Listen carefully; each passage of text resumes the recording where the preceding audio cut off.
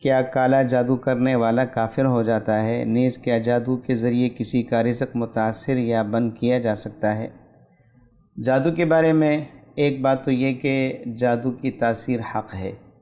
جادو کی وجہ سے کسی کو نقصان پہنچایا جا سکتا ہے، اور جسمانی اعتبار سے بھی اور دیگر مختلف ذرائع سے اس کو نقصان پہنچایا جا سکتا ہے جس پر جادو کیا جاتا ہے۔ البتہ جادو کے بارے میں دوسری بات یہ بھی ذہن میں رکھنی چاہیے کہ جادو بھی اسباب کی طرح ایک سبب ہے۔ جیسے کسی کو تپڑ مارتے ہیں تو اس کو چوٹ لگ جاتی ہے، کسی کو کوئی زخمی کرنے والا آلہ مارا جائے تو اس سے وہ زخمی ہو جاتا ہے، کسی کو بھوک لگتی ہے پانی پیتا ہے تو پیاس بجھ جاتی ہے۔ تو جس طرح ان اسباب کے اختیار کرنے سے اللہ تعالیٰ نے ان اسباب میں تاثیر رکھی ہے، تو جادو بھی ایک سبب ہے، یہ بھی اسباب میں سے ہے۔ لیکن جادو عام طور پر لوگ اس کو خرق عادت سمجھتے ہیں، یعنی عادت کے خلاف ایک کام۔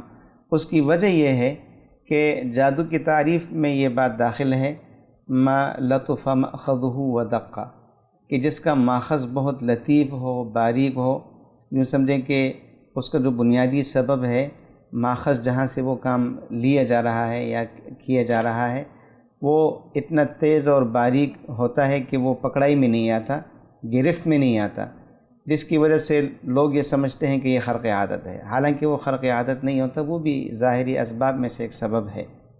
لیکن یہ ان اسباب میں سے ہے جس کا استعمال، جس کا ارتکاب حرام ہے۔ اگر کوئی جادو کو حلال سمجھتا ہے کسی کو نقصان پہنچانے کے لیے، یا جادو کے عمل کو کرنے میں کوئی شرکیہ کام کرنا پڑتا ہے، کوئی یعنی ایسا کام جس میں غیر اللہ سے استمداد ہو، کوئی شرکیہ کام ہو، جیسے غیر اللہ کے نام پر چڑھاوے چڑھانے ہوں، ان کے نام پر جانور ذبح کرنا ہو، اس قسم کے کچھ شرکیہ کام کرنے پڑتے ہیں، پھر تو انسان کافر ہو جائے گا۔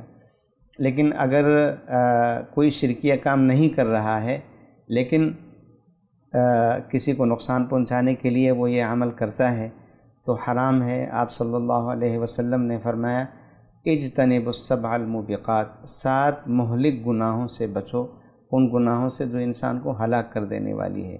اس میں آپ علیہ السلام نے سب سے پہلے شرک کو فرمایا، اور اس کے بعد تیسری نمبر پر السحر، جادو کو فرمایا۔